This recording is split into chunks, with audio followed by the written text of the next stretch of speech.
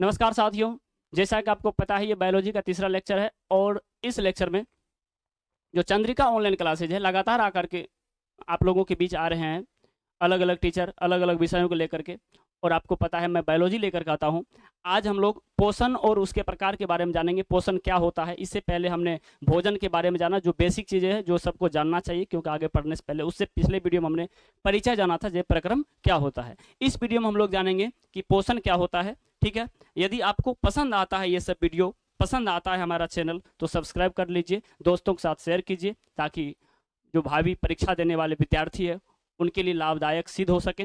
दोस्तों, यदि मैं बात करूं ये पोषण क्या होता है, सबसे पहले शुरुआत करते हैं पोषण से। अगर बात करें पोषण, न्यूट्रिशन, ये पोषण क्या है इसके बारे में हम बात करते हैं। साथियों, यदि बात किया जाए पोषण का, तो सबसे पहले यहां समझिए, एक अपने भाषा में समझने का कोशिश कीजिए। मान लीजिए कोई मानव है, उसके शरीर में क्या क्या हो रहा है। तो सबसे पहले सर वो भोजन करता है, ये सबको पता है, हाँ जी भोजन करता है। ये जो भोजन करता है, तो भोजन कहाँ जाता है, तो वो भोजन जो जाता है हम कहेंगे उसको कहते हैं पाचन तंत्र। पाचन तंत्र के माध्यम से भोजन गमन करता है। भोजन कहाँ जाता है, पाचन तंत्र में जाता है। जब हम भोजन करते हैं तो जब पाचन तंत्र में जाता है, तो पाचन तंत्र का एक हिस्सा होता है जिसको हम लोग कहते हैं छोटी आंत। छोटी आंत, वहां पर भोजन जाने के बाद क्या होता है, वहां पर भोजन जाने के बाद ये हमारा जो भोजन है, ये जो हमारा भोजन है, ये समझिए दो भागों में टूट जाता है। एक पोषक तत्व, पोषक तत्व भोजन से अलग हो जाता है, और दूसरा क्या होता है, दूसरा क्या होता है जो हमारा अपशिष्ट है, अपशिष्ट भोजन से अलग हो जाता है। यानी पोषक तत्व और अपशिष्ट अलग हो जाता है कहाँ पर, छोटी आंत में। तो अपशिष्ट को बड़ी आंत में भेज दिया जाता है, और जो हमारा पोषक तत्व होता है, छोटी आंत में एक नसें होती है जिसको हम लोग रसांकुर कहते हैं, आगे हम लोग जानेंगे। उस रसांकुर के माध्यम से वो पोषक तत्व हमारे कोशिकाओं तक चला जाता है। जब पोषक तत्व हमारे कोशिकाओं तक जाएगा, तो पोषक तत्व जो होगा वो ग्लूकोज के रूप में या ग्लाइकोजन के रूप में हमारे कोशिकाओं के माइटोकॉन्ड्रिया में जाकर के जमा हो जाएगा। कहने का मतलब है ये पोषक तत्व अब क्या करेगा, ये पोषक तत्व चला जाएगा सेल्स के अंदर। सेल्स के अंदर, सेल्स में भी कहां पर, माइटोकॉन्ड्रिया में चला जाएगा। सेल्स के अंदर माइटोकॉन्ड्रिया में चला जाएगा, कौन, पोषक तत्व चला जाएगा। तो यहां से हम ये जाने, भोजन जब पाचन तंत्र के माध्यम से पोषक तत्व के माध्यम से पोषक तत्व बन करके वो जब कोशिकाओं के अंदर, कोशिकाओं के अंदर जाकर के ग्लूकोज के रूप में जमा होता है, ये सारी प्रक्रियाएं हमारा क्या कहलाता है, पोषण कहलाता है। ये सारी प्रक्रियाएं क्या कहलाता है, पोषण कहलाता है। पोषण का मतलब हुआ कि भोजन जो किए, जो भोजन किए उस भोजन का उपयोग करना, उस भोजन का क्या करना, उपयोग करना। भोजन में उपस्थित पोषक तत्वों का उपयोग करना, किसके लिए उपयोग करना, शरीर के टूट फूट के मरम्मत के लिए। हो सकता है कि हमारा शरीर कट गया हो, घाव हो गया, कोई बीमारी हो, उसके लिए उपयोग करना। शरीर को ऊर्जा प्राप्त करने के लिए उसका उपयोग करना। उपयोग किस रूप में करेंगे, ग्लूकोज के रूप में। ग्लूकोज कहाँ जमा होता है, तो ग्लूकोज माइटोकॉन्ड्रिया में जमा होता है। ग्लूकोज कहाँ जमा होता है, माइटोकॉन्ड्रिया में जमा होता है। अब क्या होगा, आप हमें बताइए, हमारे शरीर में एक अंग है जिसका नाम है क्या, फेफड़ा। फेफड़ा में हम लोग जब सांस लेते हैं तो ऑक्सीजन गैस यहाँ पर आता है। गैस तो कई आते हैं, लेकिन यहाँ पर मेनली हम जो जानेंगे वो ऑक्सीजन गैस फेफड़ा में आया। ऑक्सीजन गैस जब फेफड़ा में आया, तो फेफड़ा से रक्त के माध्यम से, रक्त फेफड़ा के ऑक्सीजन को ले करके हृदय में आता है, और हृदय पंप करके सीधा भेज देता है कहाँ पर, माइटोकॉन्ड्रिया में। यानी जब ऑक्सीजन फेफड़ा में आया, तो रक्त क्या किया, उस ऑक्सीजन को पकड़ के हृदय में लाया, और हृदय पंप करके फिर से माइटोकॉन्ड्रिया में भेज दिया। माइटोकॉन्ड्रिया में पहले से उपस्थित कौन है, ग्लूकोज। कब बना था ग्लूकोज, जब हम लोग पोषण किए थे। जब हम लोग पोषण किए थे तो क्या बना था, ग्लूकोज बना था। अब ये ग्लूकोज में क्या होगा, ऑक्सीजन मिलेगा। किस स्थान पर, माइटोकॉन्ड्रिया में। सेल के अंदर माइटोकॉन्ड्रिया में ग्लूकोज से कौन मिलेगा, ऑक्सीजन मिलेगा।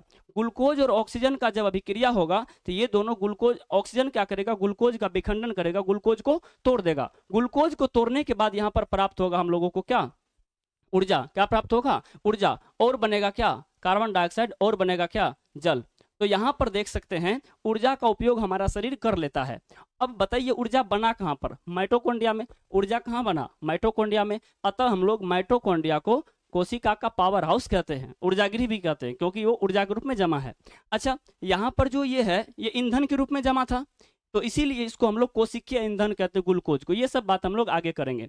हम यहाँ ये बता रहे हैं भोजन से जब ग्लूकोज तक आया तो ये कहलाया क्या? पोषण।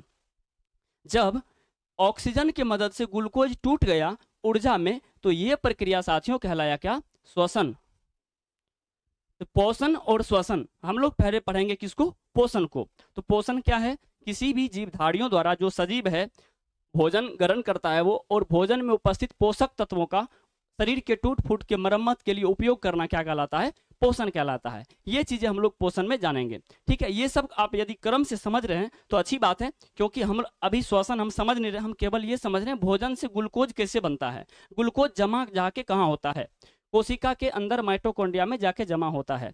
यहाँ पर एक यदि आपसे मैं सवाल करूं, यदि कोई कहे कि ऑक्सीजन यदि नहीं आएगा ग्लूकोज के पास, क्या ग्लूकोज का विखंडन होगा? तो बिल्कुल नहीं होगा, क्योंकि ग्लूकोज का विखंडन होने के लिए क्या चाहिए? ऑक्सीजन चाहिए। जब ऑक्सीजन का कमी हो गया तो ग्लूकोज का विखंडन नहीं होगा। फिर यदि ग्लूकोज का विखंडन नहीं होगा, आपको पता है कि ऊर्जा निर्माण नहीं होगा। जब ऊर्जा निर्माण नहीं होगा तो कार्य करने की क्षमता शरीर में नहीं आएगा, हम लोग को थकान महसूस हो जाएगा। और थकान महसूस ना हो इसके लिए दो चीज़ों की हमें आवश्यकता है।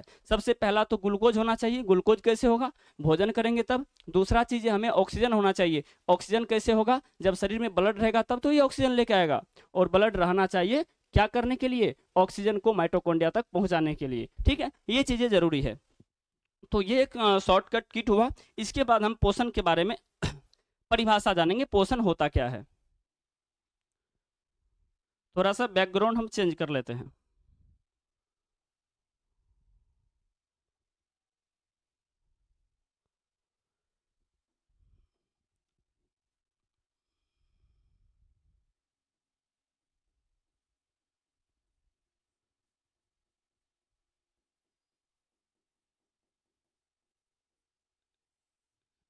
ये हमारा है पोषण। पोषण को हम लोग न्यूट्रिशन भी कहते हैं। पोषण क्या होता है? सजीव द्वारा भोजन ग्रहण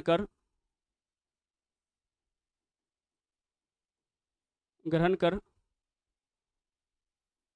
उसके पोषक तत्व से, उसके पोषक तत्वों से ग्लूकोज, इसी को क्या कहते हैं? कोशिकीय ईंधन। कोशिकीय ईंधन का निर्माण करना क्या कहलाता है? पोषण कहलाता है। पोषण कहलाता है। ये कह सकते हैं सजीव द्वारा भोजन ग्रहण कर उसके पोषक तत्वों से ग्लूकोज का निर्माण करना क्या कहलाता है? पोषण कहलाता है। अभी ऊर्जा निर्माण नहीं होगा। ऊर्जा निर्माण करने का मतलब श्वसन। हम केवल पोषण का परिभाषा दे रहे हैं। पोषण में हम केवल किसका निर्माण करते हैं? ग्लूकोज का निर्माण करते हैं। ये बात ध्यान रखिएगा। हम लोगों के शरीर में जो होता है ग्लाइकोजेन के रूप में, ग्लूकोज का एक अपर रूप कह सकते हैं, ग्लाइकोजेन के रूप में संचित रहता है। ये बात ध्यान में अपना, कार्बोहाइड्रेट। ठीक है, तो यदि बात करें साथियों पोषण के बारे में और क्या होता है, आपको पूछेगा पोषण कितने प्रकार के होते हैं। आप कहिएगा पोषण 2 प्रकार के होते हैं। पोषण 2 प्रकार के होते हैं। पोषण 2 प्रकार के होते हैं। पोषण 2 प्रकार के होने का मतलब क्या है साथियों? यदि बात करें पोषण का, तो पोषण का पहला प्रकार ये होता है, ये इस आधार पर हम लोग बांटते हैं कि कौन सा जीव किस प्रकार से भोजन करता है। यदि जीवों की बात करें, दुनिया में सजीव पेड़ पौधा से लेकर बड़े बड़े प्राणियों तक, जंतुओं तक को देखें, तो कुछ प्राणी यानी कुछ पौधे ऐसे होते हैं जो क्या करता है किसी दूसरे के पास भोजन के लिए नहीं जाता है, वह स्वयं से सूर्य की रोशनी से भोजन बनाता है। जो स्वयं अपने स्थान पर रहकर सूर्य की रोशनी से या रसायन संश्लेषण करके भोजन निर्माण करता है, उसे हम लोग क्या कहते हैं, प्रकाश संश्लेषण करने वाले या रसायन संश्लेषण करने वाले पौधे कहते हैं। यानी हम ये कह सकते हैं वो एक स्वपोषी होता है। जो सूर्य की रोशनी से या रसायन संश्लेषण द्वारा स्वयं भोजन बनाता है, उसे हम लोग क्या कहते हैं, स्वपोषी कहते हैं। यदि कोई जीव अपने भोजन के लिए, यानी भोजन के लिए या पोषण के लिए कह सकते हैं, भोजन का मतलब भोजन किए तो पोषण होगा ही, भोजन के लिए या कह सकते हैं पोषण के लिए वो किसी दूसरे जीव पर प्रत्यक्ष या अप्रत्यक्ष, डायरेक्ट या इनडायरेक्ट रूप से दूसरे पर आश्रित होते हैं, उसे हम लोग क्या कहते हैं, परपोषी जीव कहते हैं। और इस पोषण को क्या कहते हैं, परपोषी पोषण कहते हैं। इस प्रकार से पोषण को हम लोग दो पार्ट में बांटते हैं। एक ऐसा जो स्वयं से भोजन संश्लेषण कर ग्लूकोज निर्माण कर लेता है, उसे हम लोग क्या कहते हैं, स्वपोषी पोषण कहते हैं। और पोषण की वह विधि होती है जिसमें दूसरे जीव के पास रह करके भोजन संश्लेषण यानी ग्लूकोज संश्लेषण होता है, उसको हम लोग क्या कहते हैं, परपोषी पोषण कहते हैं। तो फिर उसके बाद इनके बारे में भी बात करेंगे डिटेल से। सबसे पहले हम बात करें दो प्रकार के कौन कौन होते हैं, तो आप लोग को यहाँ कहना है। सबसे पहला प्रकार जो होता है वो होता है स्वपोषी पोषण, स्वपोषी पोषण। दूसरा होता है क्या, परपोषी पोषण। इसी को हम लोग विषमपोषी पोषण भी कहते हैं, विषमपोषी पोषण कहते हैं। तो स्वपोषी पोषण और विषमपोषी पोषण कहते हैं, ऑटोट्रॉफिक न्यूट्रिशन और हेटेरोट्रॉफिक न्यूट्रिशन कहते हैं। तो यानी स्वपोषी पोषण और विषमपोषी पोषण कहते हैं। स्वपोषी पोषण को भी कई जगह पर दो पार्टों में बांटना होता है, लेकिन हमारे 10th लेवल का ये चीजें नहीं है, 11th में जाके पढ़ना होता है। एक होता है प्रकाश संश्लेषी, प्रकाश संश्लेषी, और दूसरा होता है रसायन संश्लेषी, रसायन संश्लेषी। ठीक है, इनके बारे में हम बात करेंगे। तो यानी स्वपोषी होते हैं, स्वपोषी कौन होते हैं ये बात पूछ देता है, तो अभी हम बात करेंगे हरे पेड़ पौधों के बारे में। दूसरा ये बात होता है परपोषी। दोस्तों यदि बात करें परपोषी का,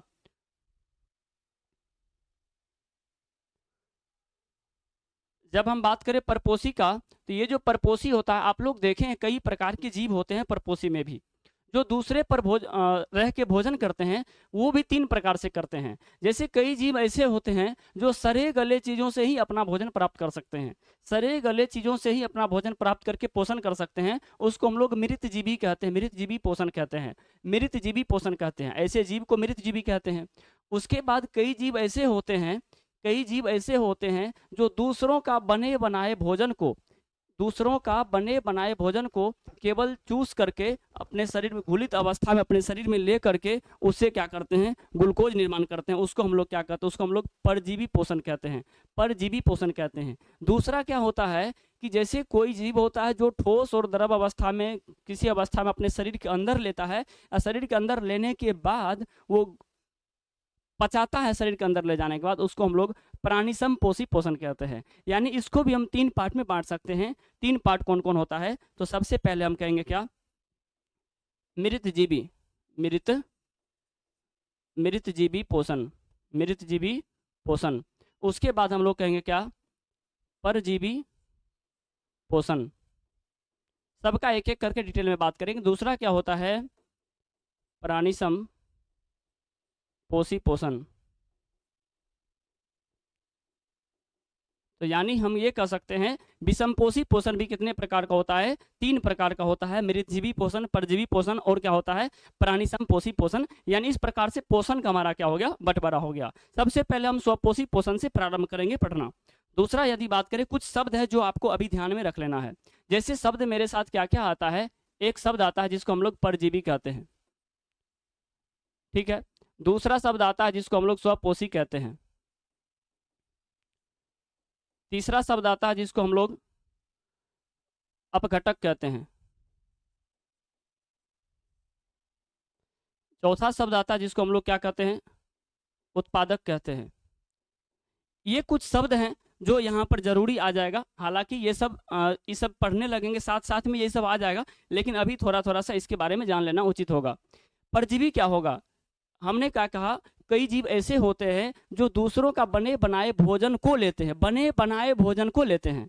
बनाना नहीं पड़ता है और उससे ऊर्जा निर्माण या ग्लूकोज फॉर्मेशन कर लेता है। उसको हम लोग क्या कहेंगे, परजीवी कहते हैं। जो दूसरे जीवों पर दूसरों जीवों पर प्रत्यक्ष या अप्रत्यक्ष रूप से उसका बनाए बनाए भोजन लेता है, उसको क्या कहते हैं, परजीवी कहते हैं।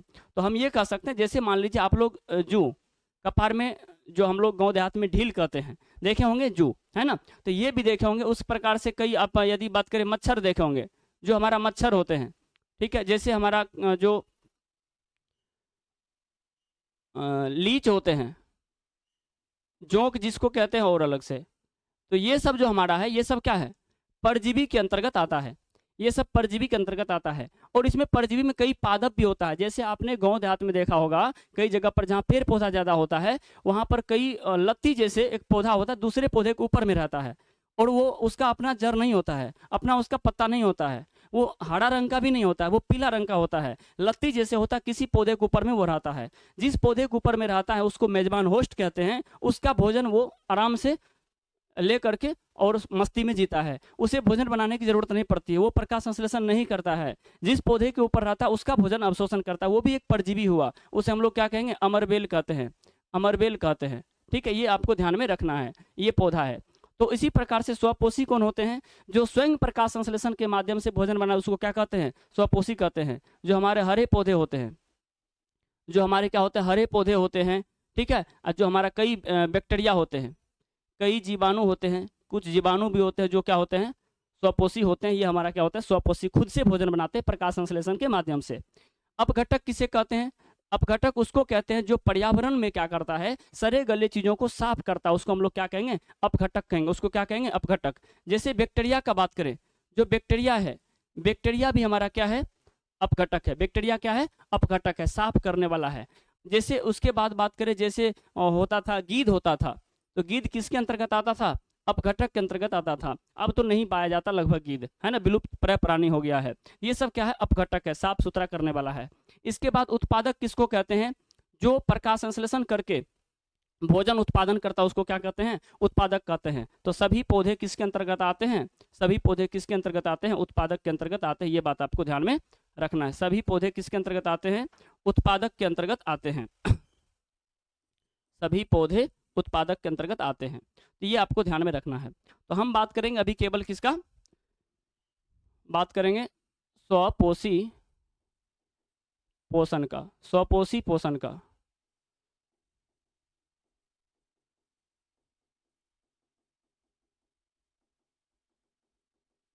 ऑटोट्रॉफिक न्यूट्रिशन कहते हैं स्वपोषी पोषण, स्वपोषी पोषण कहेंगे। क्या कहेंगे, पोषण की वह विधि, पोषण की वह विधि जिसमें जीव अपना भोजन के लिए किसी दूसरे जीव पर आश्रित नहीं रहता है, अर्थात प्रकाश संश्लेषण के माध्यम से स्वयं भोजन निर्माण करता है, स्वयं भोजन निर्माण करता है। इसके उदाहरण में कौन हो जाएगा, बताइए। उदाहरण के लिए उदाहरण कौन हो जाएगा, तो क्या कहेंगे, सभी हरे पादप,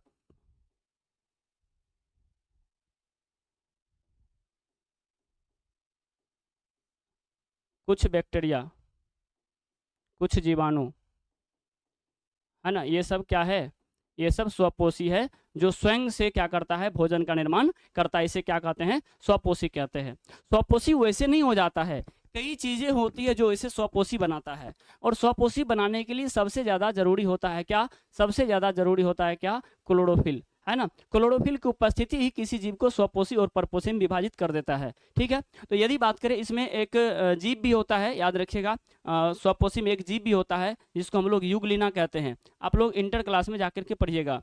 युगलिना जो जीव होता है ये भी हमारा क्या होता है, स्वपोषी होता है। कारण क्या है, ये जंतु होते हुए भी इसके शरीर में पाया जाता है क्लोरोफिल, जिस कारण से ये स्वयं भी भोजन का निर्माण कर लेता है। तो ये हमारा क्या होता है, स्वपोषी होता है। ठीक है, याद रखिएगा।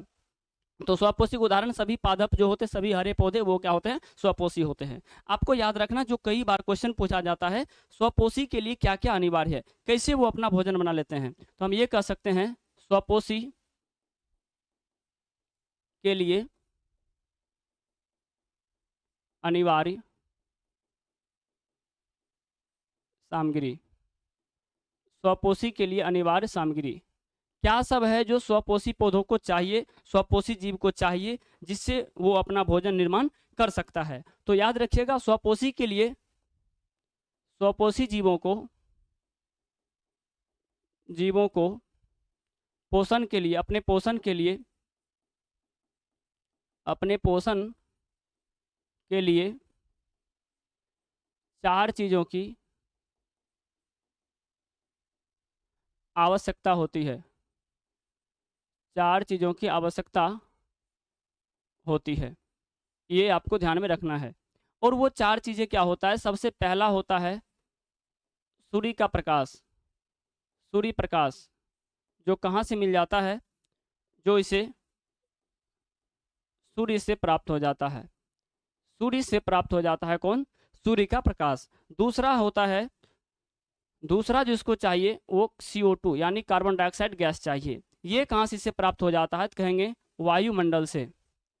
वायुमंडल से, वायुमंडल से, वायुमंडल से क्या होता है, कार्बन डाइऑक्साइड गैस प्राप्त हो जाता है इसे। इसके बात करेंगे तीसरा। तीसरा क्या होता है, आपको पता है, तीसरा सभी जीवों को चाहिए, वो क्या चाहिए, जल चाहिए। और जल हमारा कहाँ से प्राप्त होता है, जल मिट्टी से, क्या कहेंगे, मिट्टी से जड़ द्वारा अवशोषित, मिट्टी से जड़ द्वारा अवशोषित। ये होता है जड़ द्वारा क्या किया जाता है, अवशोषित किया जाता है। यहाँ भी कह सकते हैं वायुमंडल से पत्तियों द्वारा, वायुमंडल से पत्तियों द्वारा अवशोषित।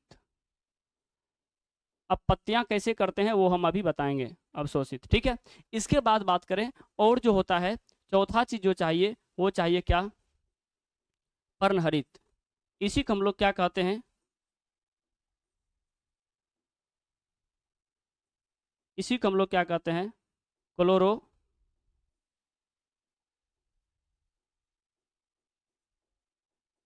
क्लोरोफिल कहते हैं।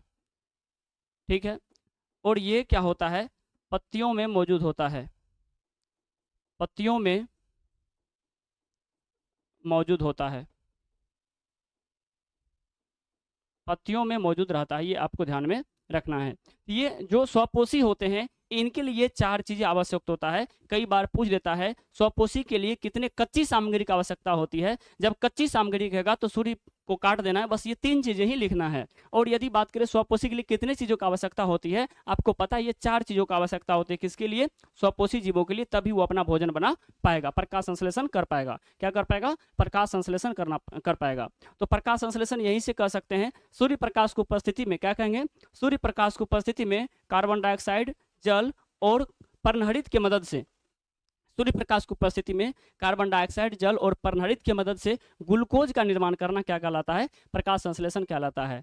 ग्लूकोज का निर्माण करना क्या कहलाता है, प्रकाश संश्लेषण कहलाता है। कहेंगे सूर्य प्रकाश की उपस्थिति में कार्बन डाइऑक्साइड, जल और पर्णहरित के माध्यम से ग्लूकोज का निर्माण करना क्या कहलाता है, प्रकाश संश्लेषण कहलाता है। तो ये बात हम कह सकते हैं।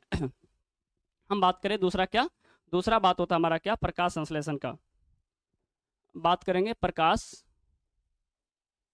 संश्लेषण का, प्रकाश संश्लेषण का, फोटो सिंथेसिस।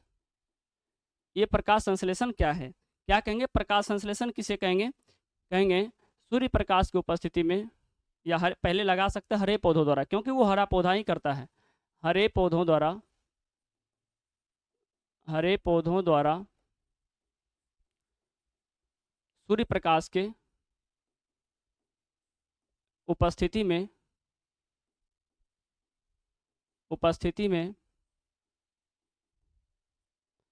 CO2 जल तथा पर्णहरित के मदद से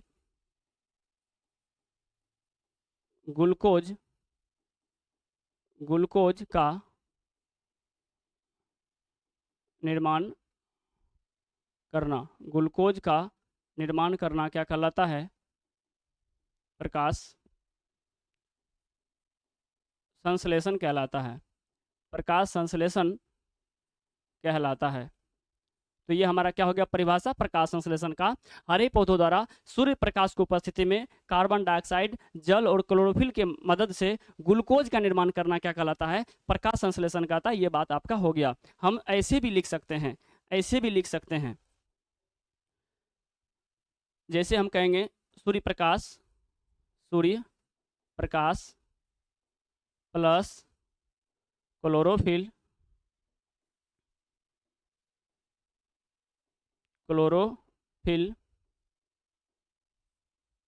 प्लस जल प्लस कार्बन डाइऑक्साइड, ये सब मिल करके क्या बनाता है?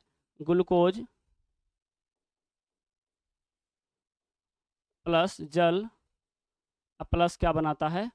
ऑक्सीजन बनाता है। ये सबको पता है, पेड़ पौधा हमें ऑक्सीजन देती है, तो यहाँ ऑक्सीजन बनाता है। ये सब अभिक्रिया कहलाता है। ये सब क्या हुआ? अभिक्रिया हुआ। इस प्रकार से हम लिख सकते हैं इसे। लेकिन इसको हम यदि रसायन के रूप में लिखना चाहे, इसको हम लोग किस रूप में? रसायन के रूप में लिखना चाहे। रसायन के रूप में लिखने का मतलब हुआ जब हम ये कह सकते हैं प्रकाश संश्लेषण का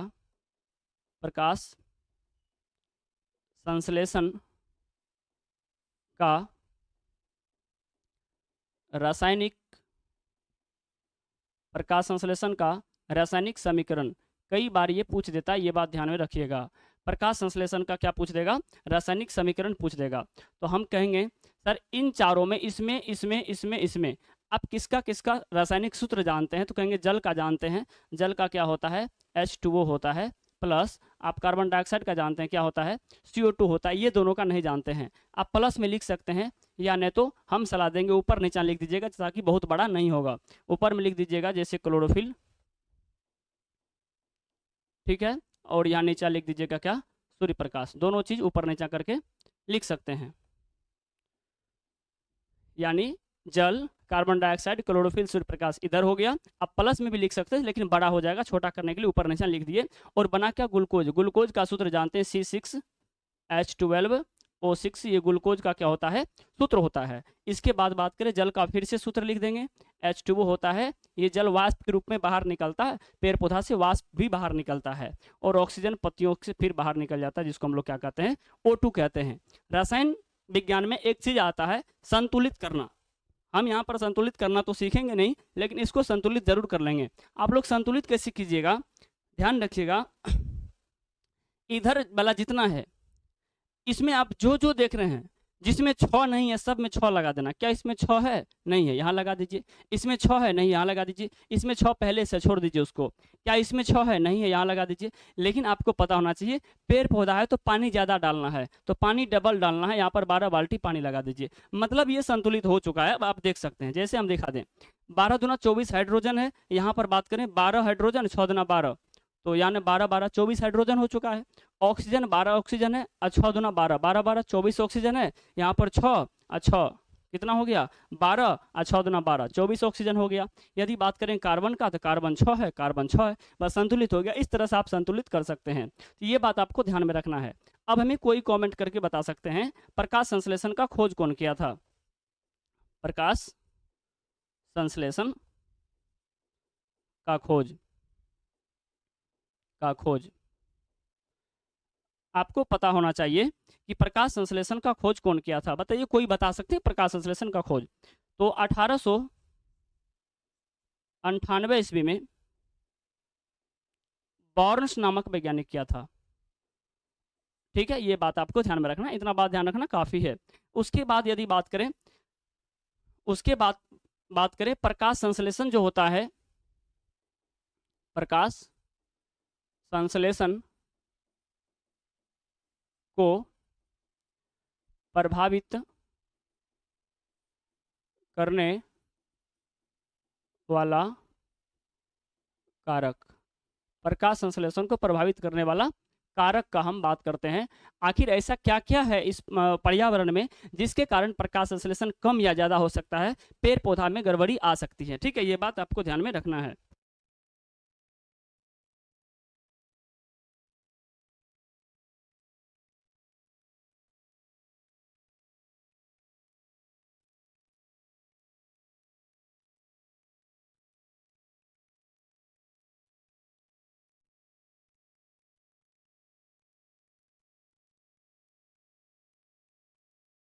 ठीक है, तो हम बात कर रहे हैं प्रकाश संश्लेषण को प्रभावित करने वाले कारक का बात कर रहे हैं।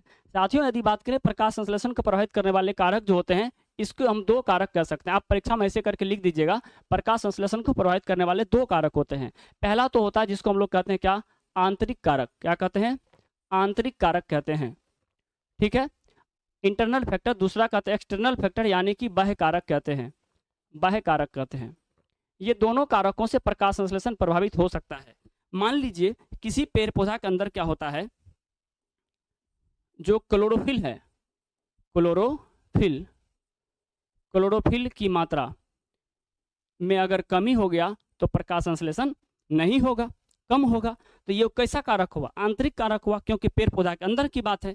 या पेड़ पौधा में कई हार्मोन होता है,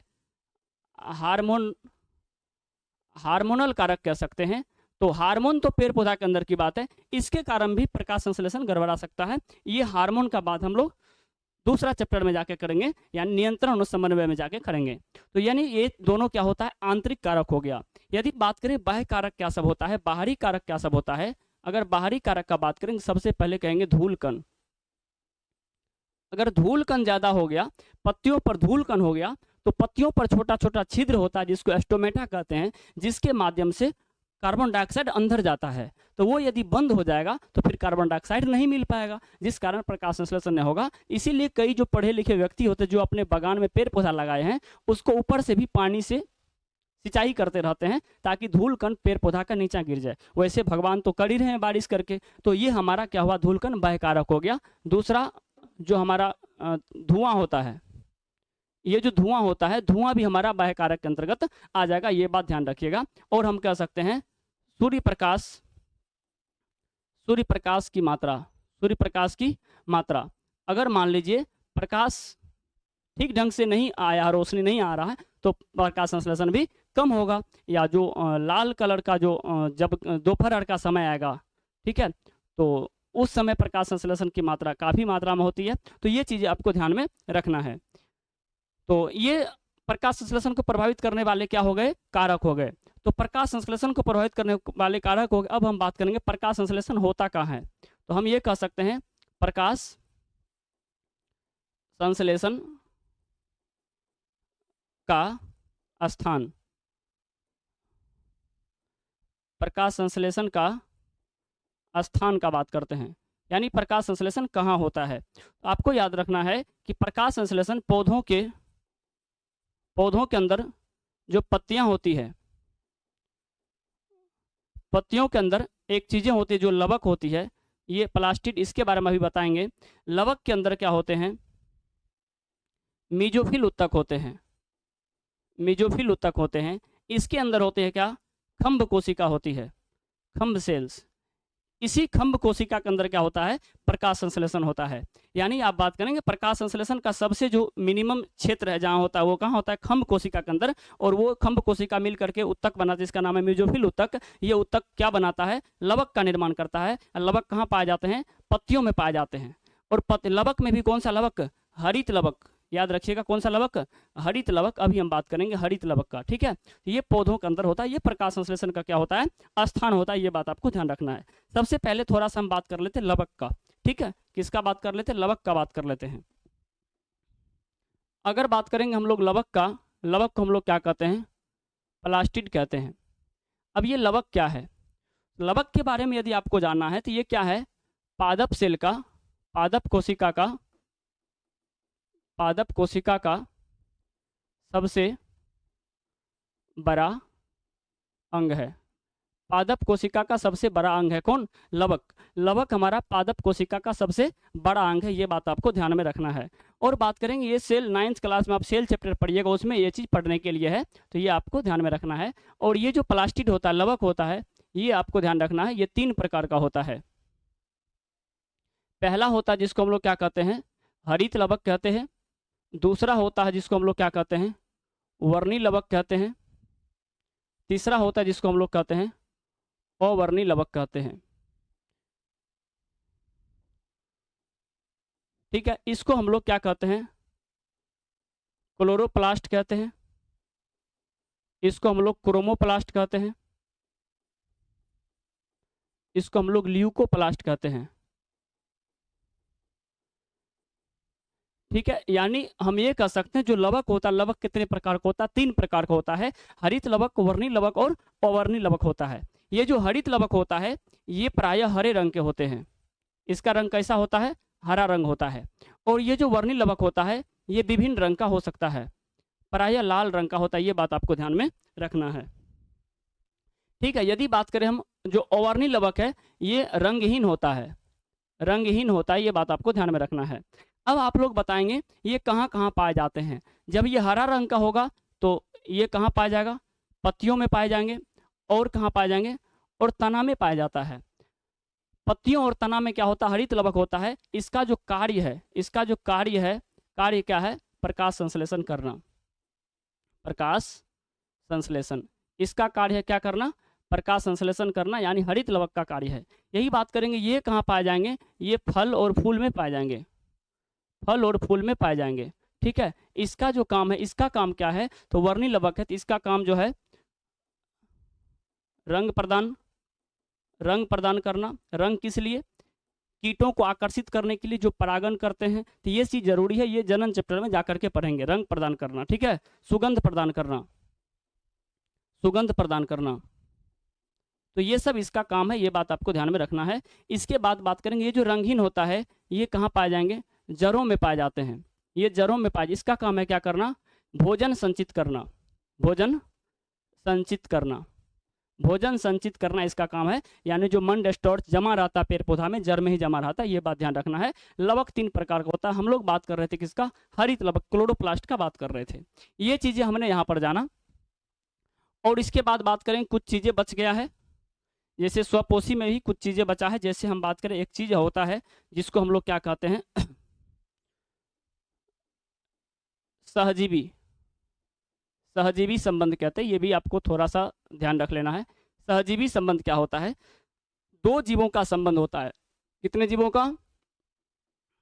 2 जीवों का संबंध। सहजीवी संबंध कितने जीवों का संबंध? 2 जीवों का संबंध। इसमें दोनों को फायदा होता है और दोनों को क्या होता है? दोनों को क्या होता है? लाभ मिलता है, दोनों को लाभ मिलता है। उदाहरण दे के समझाइए। उदाहरण क्या है? जैसे आपने देखा होगा, आपने देखा होगा भैंस प्लस बगुला को, भैंस के शरीर पर बगुला बैठता है। भैंस के शरीर पर जब बगुला बैठता है तो ये बगुला क्या करता है? भैंस के शरीर पर जो छोटा छोटा कीटे होती है, जिसको हम लोग चमकन इस प्रकार से कुछ नाम देते हैं, उसको बगुला खाता है, तो इसको भोजन मिल जाता है, इसके शरीर से वो चीज़ निकल जाता है। तो इसमें क्या हुआ? दोनों का फायदा हो गया। इसके शरीर से निकल गया तो इसका भी नुकसान नहीं हुआ, इसका फायदा हो गया, इसका भी फायदा हो गया, क्योंकि इसका खून चूस रहा था, वो था इसके शरीर में, तो इसका भी फायदा, इसका भी फायदा। तो ये उदाहरण कैसा हुआ? सहजीवी संबंध का। ऐसे ये तो हमारे सामने था, इसीलिए दिए हैं, हालांकि ये हमको नहीं देना था। चलिए दूसरा संबंध, दूसरा हम बात करते हैं। एक संबंध होता है कवक का प्लस क्या? शैवाल का। कवक के पास क्या होता है? इसके पास क्लोरोफिल, क्लोरोफिल नहीं होता है। कवक के पास क्लोरोफिल नहीं होता है, लेकिन शैवाल के पास क्लोरोफिल होता है। लेकिन बेचारा के पास परेशानी है कि इसके पास पत्तियां नहीं है, जड़ नहीं है, तना नहीं है, यानी कुछ भी नहीं है। शैवाल एक ऐसा पौधा होता है जिसका अपना जड़, तना, पत्तियां कुछ भी नहीं होती है। तो फिर ये प्रकाश संश्लेषण करेगा कहाँ? पत्तियां नहीं है तो, यानी इसके पास स्थान नहीं है प्रकाश संश्लेषण करने का। लेकिन क्लोरोफिल है। इसके पास क्या है, क्लोरोफिल तो नहीं है लेकिन स्थान है प्रकाश संश्लेषण करने का। यानी यह क्या करता है, स्थान प्रदान करता है। यह क्या करता है, भोजन बना के इसको देता है, यह भोजन बनाने के लिए स्थान देता है। ठीक है, तो दोनों का फायदा हो रहा है। ये अकेला प्रकाश संश्लेषण कर नहीं सकता था क्योंकि इसको स्थान नहीं था, इसको क्लोरोफिल नहीं था, तो ये भी प्रकाश संश्लेषण नहीं कर सकता था। कहीं ना कहीं दोनों का फायदा है, और दोनों के फायदा को इसे हम लोग क्या कहते हैं, सहजीवी संबंध कहते हैं। इसी दोनों के सहजीवी संबंध को हम लोग क्या कहते हैं, लाइकेन कहते हैं। आपको ध्यान रखना है, कवक और शैवाल का सहजीवी संबंध क्या कहलाता है, लाइकेन कहलाता है। ये बात आपको ध्यान में रखना है। एक और उदाहरण देके समझाते हैं। एक जीवाणु होता है जिसका नाम होता है राइजोबियम। ये जीवाणु होता है, तो इसके साथ क्या है कि ये स्वयं, इसे स्थान कहीं नहीं मिलता रहने का, और पेड़ पौधा के जड़ में रहता है। ये कहाँ रहता है, पौधों के जड़ में, पौधों के जड़ों में रहता है।